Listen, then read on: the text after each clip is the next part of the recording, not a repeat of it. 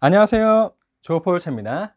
이번 영상에선 우리 아이의 진로 진학을 가늠하는 세 가지 결정적인 시기, 이 시기 각각에서 공부를 구체적으로 어떻게 해야 될지 말씀드릴 거예요. 이 영상을 보시려면요, 제가 이전에 만든 결정적 시기 안내 영상을 먼저 보시면 좋겠습니다. 네, 첫 번째 시기인데요. 이 시기는 중학교 자유학기 마친 직후에 맞이하는 첫 학기죠.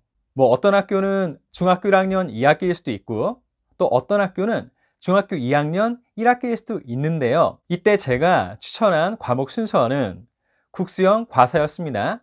1순위 국어, 2순위 수학, 3순위 영어, 그리고 4순위가 과사요. 그러면 왜 그런지, 그리고 그 각각의 과목을 어떻게 공부해야 되는지 말씀을 드릴게요. 먼저 1순위는 국어입니다. 국어는 문해력과 지적 역량을 가늠하는데 가장 중요한 과목, 기초가 되는 과목이에요. 우리 아이가 글을 얼마나 잘 읽고 또 잘 이해하고 잘 쓸 수 있는지를 알려면요, 초등학교 때 국어를 어느 정도로 성취했는지를 알아야 됩니다. 그래서 국어를 제 1순위에 두고 보시고요. 그리고 2순위의 과목은 수학입니다. 수학이 초등학교 고학년 때부터 점점 어려워지죠. 예, 쉽지가 않더라고요. 그런데 중학교 들어오면요, 초등학교 때보다 더 어려워져요. 그래서 학교 알림의 학업 성취도 정보를 보면 D등급과 2등급이 가장 많은 과목이 바로 수학입니다. 그러니까 많은 학생들이 힘들어한다는 거죠.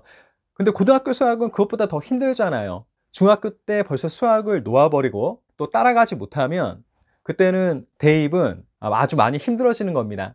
그러니까 중학교 때 수학의 기초를 잘 잡아야 되고요. 그럼 우리 아이가 초등학교까지 수학을 어느 정도로 성취했는지 알기 위해서 수학을 2순위에 두고 살펴보도록 하세요. 그 다음이 영어입니다.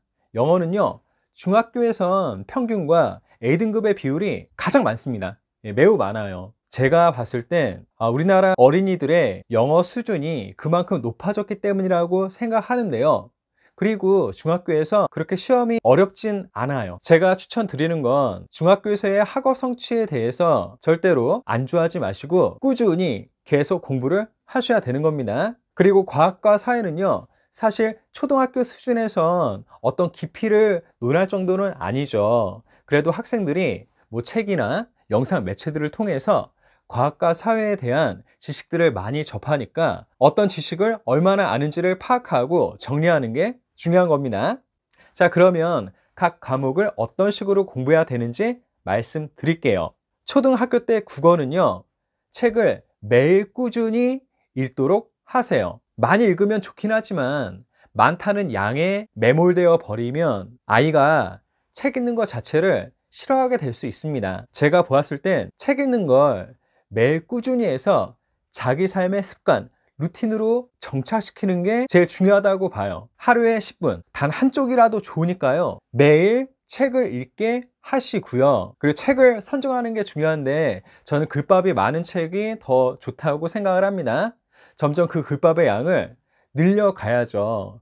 그러면 그 책은 교과서와 비슷한 수준, 또 비슷한 소재와 내용을 담은 작품들을 골라서 아이한테 추천해주면 되겠죠. 그래서 매일 한쪽 10분이라도 좋으니까 꾸준히 읽히는 걸 추천합니다. 그리고 글을 써야 돼요. 이제 중학교 때부터는 수행평가 등등 해가지고 자기를 표현하는 게 중요하거든요. 그래서 초등학교 때 글을 계속 쓰게 하시는데요, 저는 학교에서 하는 일기쓰기나 뭐 그게 학교의 과제가 있잖아요. 그게 제일 중요하다고 생각해요.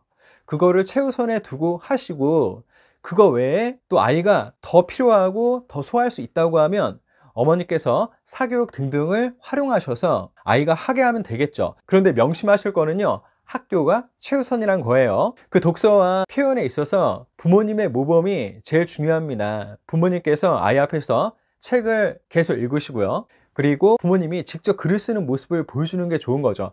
이런 점에서 저는 SNS, 블로그 좋다고 생각을 하는데요, 그 아이가 부모님이 옆에서 적극적으로 살펴봐 주시면서 블로그를 운영하게 하는 것도 좋죠.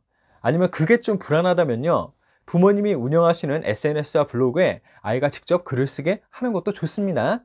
그리고 초등학생의 수학은요, 저는 학교 진도를 최우선에 두고 학교에서 배우는 걸 완벽하게 소화하는 걸 기준으로 삼기를 추천드립니다. 그리고 그게 확실하다면 거기에서 아이가 소화할 수 있는 한도 내에서 한 학기나 1년 정도를 선행하는 것도 괜찮죠. 근데 이 선행을 할 때 주의하실 점은요, 아이가 소화하는 겁니다. 영어는 어휘가 제일 중요해요. 예, 어휘가 제일 중요합니다. 초등학생 때 시간 많잖아요. 그러니까 단어 하나라도 좋아요. 단어 하나라도 그 단어를 완벽하게 떼게 하시는데, 근데 이때 단어를 안다는 거는요, 철자를 완벽하게 아는 걸 말을 하는 겁니다. 철자를 완벽하게 알아야 돼요. 그래야 어휘력이 갖춰지는 거예요. 그래서 초등학생 때 하루에 딱 하나라도 좋으니까 그 단어의 철자를 완벽하게 떼서 어휘력을 탄탄히 갖추도록 하세요. 네, 과학과 사회는 학교에서 배우는 거, 그리고 학교 외에도 다양한 매체와 기회들이 있잖아요. 그것들을 통해서 사회와 과학에 대한 지식을 쌓아 나가는 거, 저는 그걸로 충분하다고 생각합니다.